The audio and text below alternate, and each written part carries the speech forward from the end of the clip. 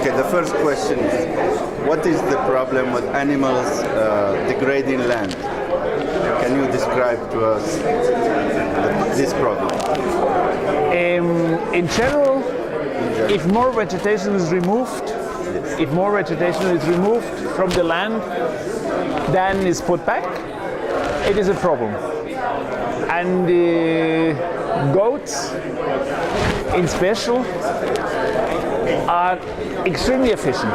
If you let them graze, they remove everything.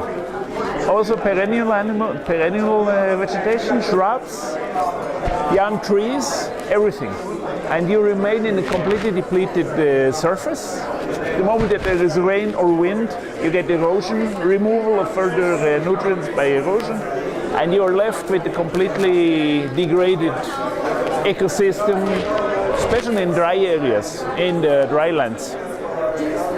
And we could say that the goat, after man, is the creature that has made most ecological damage to the world over the last 10,000 years.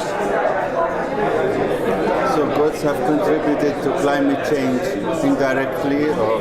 Directly, because obviously the vegetation eaten is turned into greenhouse gases and emitted into the atmosphere, and altogether far less carbon is stored in vegetation and soil that has gone into the atmosphere. So what is the solution? How can we control this? Okay. We are working on a project now to induce sustainable goat management in Israel, which means taking them from the open range into enclosed, rather intensive management schemes, supervising, of course, the grazing intensity. In the restored areas, we also restore ecosystem areas by planting and so, where we simply control the amount of grazing that is allowed, to leave a minimum amount of biomass, and all the perennial plants must be left. And then the system maintains its regeneration potential, and it's coming back every year. The moment you start removing everything, this potential is lost, and that is called degradation and desertification. What is the alternative then to feed these goats if they cannot feed it freely? What we do in some places, for example, the goats eat wheat straw.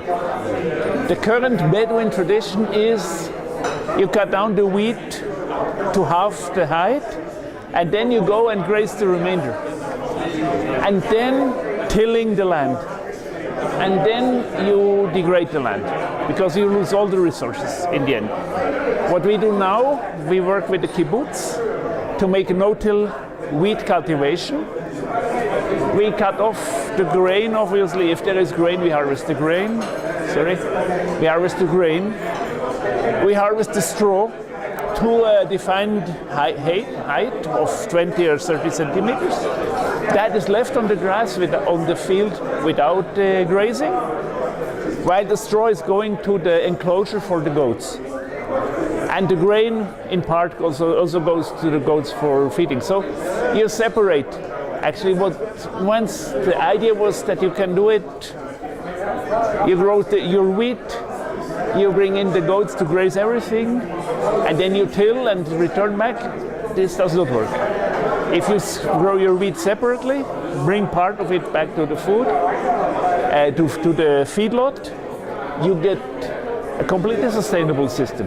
And then, of course, the compost from the goats goes back to the wheat field.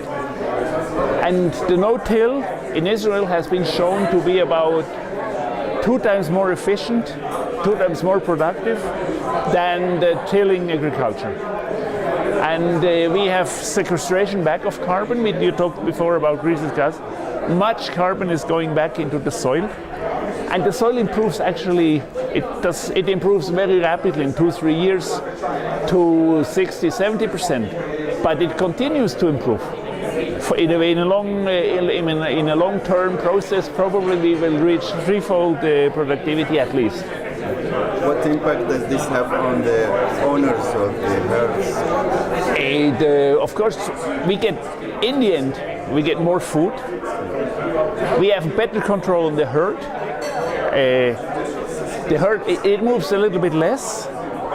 It gets fatter. It makes more milk with less food. So the profits are manifold. And it has potential afterwards to further growth because we now want to make certified organic, which increases the price by at least 50%. We have better quality work because instead of just a herder, we have actual farm managers, which is higher qualification, higher level of experience. He can then go and look even for better paid jobs afterwards. A goat herder will never find a better job because he does not gain any kind of qualifications. What we have now, we have a farm manager, we have milk factory, cheese production managers on the side, and it increases the qualification of the people and their value in the workforce. It's an enormous benefit over the long term. So it has a very good contribution to the economic growth. Yes, economic growth, socio-economic development, and we try in our project to bring in as many women as possible into the workforce, which is rather new in the Bedouin community. Women traditionally have been in the house. They are now joining the workforce in large numbers. And this kind of project that we have does create opportunities for women. Equal opportunities for women and men in the cheese factory, marketing, and all those areas that traditionally were not done actually. So, That's great, thank you very much. You're very welcome, thanks.